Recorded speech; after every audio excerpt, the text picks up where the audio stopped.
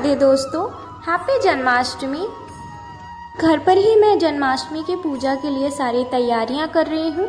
सबसे पहले ये मैंने टेबल ले लिया है और उसके बाद रेड कलर का कलरफुल पेपर लिया है जो मैं टेबल पे बिछा रही हूँ। आप चाहे तो कोई कलरफुल कपड़ा वगैरह भी आप डाल सकते हैं, टेबल को अच्छे से सजा सकते हैं, जिस पर कृष्ण भगवान को आप बैठाएंगे। मैं यहाँ पे ऑरेंज कलर का कपड़ा ले रही हूँ जो मैं टेबल पे बिछा रही हूँ। आप चाहे तो येलो कलर का भी ले सकते हैं, रेड ले सकते हैं, जैसी आपकी इच्छा है आप उसको अच्छे से करके डेकोरेट कर सकते हैं टेबल को। मैंने बिछा लिया है और अब मैं पूजा की थाल रख रही हूँ जिसमें आरती है, कृष्ण जी को जल लगाने के लिए ग्लास है, जल के लिए लोटा वगैरह है, वो सारा सब कुछ मैं यहीं पे रख रही हूँ। और इसके बाद मैं अभी सुबह की कृष्ण जी की पूजा करूँगी। इस कृष्ण जन्माष्टमी पे सुबह के लिए कैसे पूजा करनी है, तो मैं अभी क्या कर रही हूँ कि सबसे पहले मैंने एक बड़ी सी थाल ले ली है जिसमें मैंने लड्डू गोपाल को बिठाया है, साथ ही मैंने गाय रखी है जो उनके काफ़ी प्रिय है, और उसके साथ ही मैंने जल से उनका स्नान कराया है। उसके बाद मैंने शहद लिया है थोड़ा और उनके शरीर पे मल कर मालिश कर रही हूँ। जैसे आप एक बच्चे को नहलाते हैं, छोटे से प्यारे से बच्चे को, वैसे ही हम लड्डू गोपाल को भी नहलाएंगे, उनका स्नान कराएंगे। याद रखें कि ज़्यादा अंगूठे का प्रयोग ना करके हमें उंगलियों का प्रयोग करके ही उनका स्नान कराना है। और उसके बाद शहद से स्नान कराने के बाद एक बार फिर से दोबारा हम जल से स्नान कराएं। इसके बाद हम गंधोदक स्नान, आप शायद जानते होंगे, जिसमें हम चंदन जल के अंदर मिलाकर उनका स्नान करवाते हैं। इस स्नान को गंधोदक स्नान भी कहते हैं। इसमें आप शहद और चंदन वगैरह मिलाकर भगवान कृष्ण का स्नान कराते हैं। साथ ही उसके बाद आप दूध से स्नान करा सकते हैं। जैसे कि दूध के बिना तो कोई स्नान पूरा नहीं होता है। अगर गाय का शुद्ध दूध होगा तो बहुत ही अच्छी बात होगी, नहीं होगा तो जो आप चाहें वो ले सकते। और अब स्नान कराने के बाद मैं लड्डू गोपाल को एक पीले वस्त्र से उनके शरीर को पोंछ रही हूँ। आप चाहे तो कुछ सूती कपड़े से भी कर सकते हैं। जिस तरह एक बच्चे का आप स्नान कराने के बाद सारा सब कुछ करते हैं, वैसे ही करना है। स्नान के बाद मैं अब आसन बिछा रही हूँ जिस पर लड्डू गोपाल को मैं बिठाऊंगी और अभी मैं उनको वस्त्र पहनाऊंगी। स्नान के बाद आप वस्त्र पहना सकते हैं, वो किसी भी कलर का हो सकता है।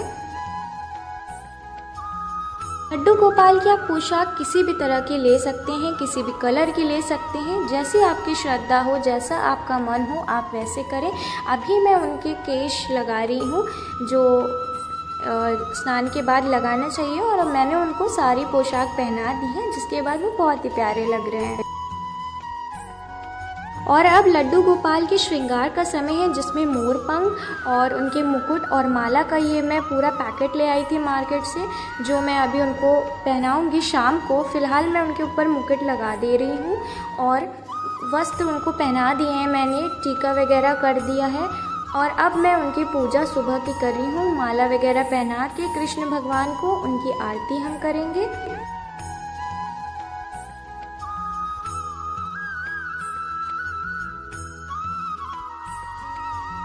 बहुत ही साधारण तरह से आपको सुबह की पूजा करना है, जिस प्रकार आप रोज करते हैं। 1 hour later. चलिए अब मैं जन्माष्टमी के लिए डेकोरेशन भी कर लेती हूँ। पूजा के 1 घंटे बाद ही मैंने डेकोरेशन करना शुरू कर दिया है, और आप देख रहे हैं कि मैं पूरा डेकोरेशन कर रही हूँ। अभी से ही मैं पूरा डेकोरेट कर दूंगी और उसके बाद मैं भोग बनाऊंगी।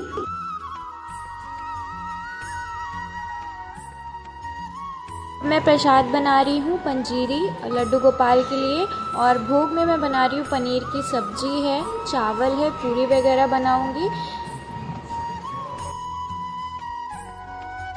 और मीठे में मैं खीर बना रही हूँ, क्योंकि मीठे में खीर ना हो तो फिर भोग पूरा अधूरा सा लगता है, इसलिए मैं अभी खीर ज़रूर बना रही हूँ। मैंने सारा फूड प्रिपरेशन कर लिया है, खीर वगैरह सब बन गई है।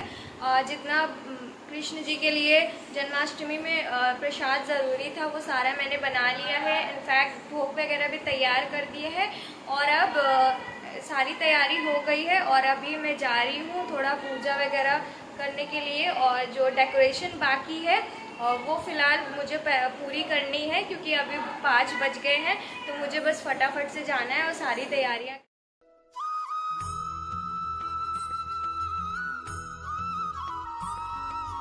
तो लड्डू गोपाल के जन्म के लिए सिर्फ 15 मिनट बाकी है और हम लोग इसलिए फटाफट से लड्डू गोपाल को फूलों के अंदर छुपा दे रहे हैं। कहते हैं उनका जन्म या तो आप खीरे में कई लोग करवाते हैं या उनका जन्म आप फूलों के अंदर करके और फलों के साथ उनको छुपा कर फूलों से पूरा ढक देंगे और इस तरह से उनका जन्म होता है। तो जिस तरह से भी आप करवाते हो आप वैसे भी कर सकते हैं। फ़िलहाल मैंने पूरी तैयारी कर ली है।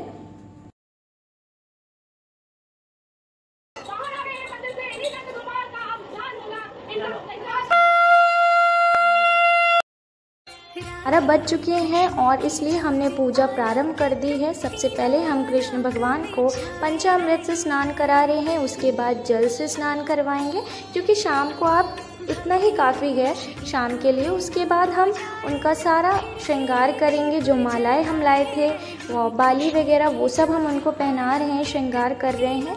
और श्रृंगार के बाद हम उनके इस शंख के अंदर थोड़ा सा गंगा जल भर के उनकी नज़र उतारेंगे।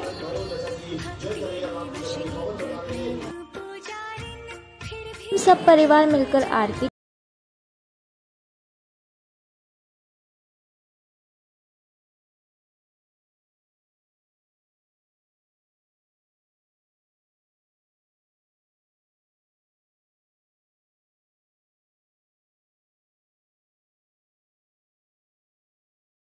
कृष्ण की ज्योति आला।